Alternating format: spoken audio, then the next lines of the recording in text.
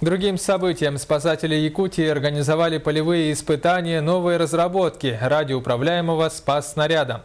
Спецаппарат призван в разы облегчить спасение утопающих. Репортаж нашего корреспондента Виталия Абрамова.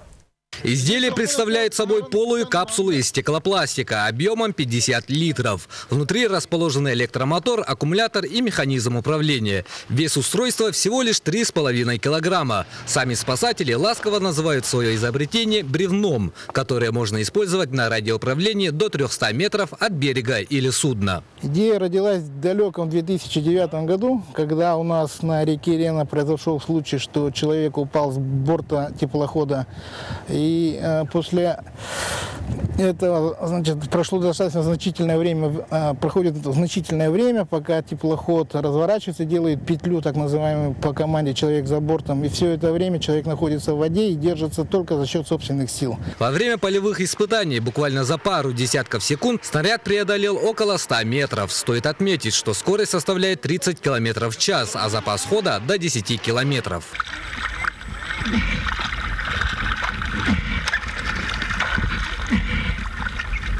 Утопающий уже держится за спас-снаряд и может продержаться до прихода помощи. Спасибо, ребята, вы спасли мою жизнь. Я вас никогда не забуду. Да, я не поцелую. Да нет, возьми лучше у меня йогурта.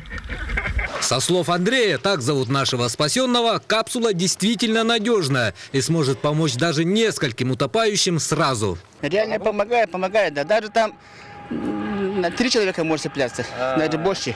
Там у него поплавок хороший стоит. Снаряд недавно был представлен на всероссийской выставке изобретений, где завоевал золотую медаль. Одним из разработчиков изделия является Василий Ефимов. Он говорит, что пределов совершенствования нету, и капсула будет дорабатываться и далее. Есть идеи, говорящие о том, что на крик человека, чтобы он направлялся. Да? Ну, разные варианты есть. Но вот это самый базовый. Но везде мы должны исходить от того, чтобы оно было доступно. В данное время разработано уже 5-е поколение спас-снаряда. Правда, в единичном экземпляре, который самостоятельно находит людей в воде и буксирует их до безопасного места.